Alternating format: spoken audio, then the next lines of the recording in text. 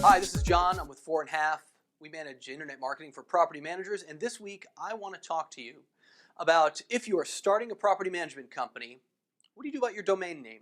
Now, for those of you that maybe already have a property management company, want to hear about domain names, and you already have a domain name, here's my advice to you guys. Keep it. Unless you have some problems like you're being blackholed, an SEO company has done something to you and you've seen a rapid drop in your location on search engine results, you really want to keep it. But if you don't have one yet, you're starting a company, here's some things to think about. Number one, optimize for humans. Optimize for human readability. Don't worry so much about the SEO value of a particular domain name, right? Optimize for humans. And so also think of humans' biases. Maybe, certainly atlantapropertymanagement.com is taken. You could maybe get atlantaproperty.management.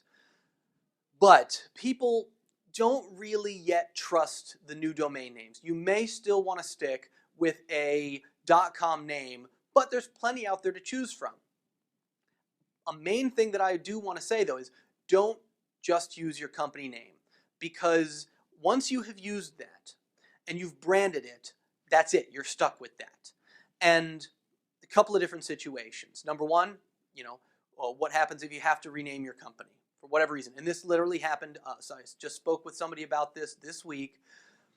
A woman's mother had the company. It was named after her. The URL or domain name was her name. She's retired, passed it on to her daughter, and now her daughter would like to rename it for her, but she loses all of that value that Google had invested in that previous domain name. And this would also work the same way if it was a sale. Say you want to sell your company, not to somebody that just wants your owner role, but who wants to buy your company as a growing concern or a going concern. They may very well want to rebrand, and if you have used the domain name that is your brand name, that's not something you can sell them. You get no money for that.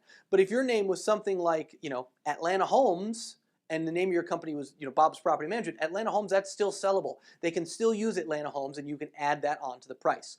So think of it that way. Don't worry about your SEO value. Think of the human capital there. Use a .com or maybe a .net. .co's okay, but something that sounds, right and solid to you. But don't worry about naming it after your company, and you can name it just about anything that is going to give a solid sound, because that way you can rebrand or you can sell and you don't worry about it. One last thing I do want to talk about, now that they have broken it open, now that it's not just .com, .org, .net, .gov, and now it can be so many different things, hoarding domain names is not going to get you anywhere.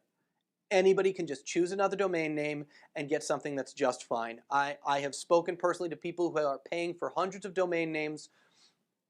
There's too many names out there that you can use, that you can work around. And if the name that you want isn't available, get creative. If you have any questions about domain names, SEO, anything about internet marketing, hey, feel free to give us a call. Thanks for listening.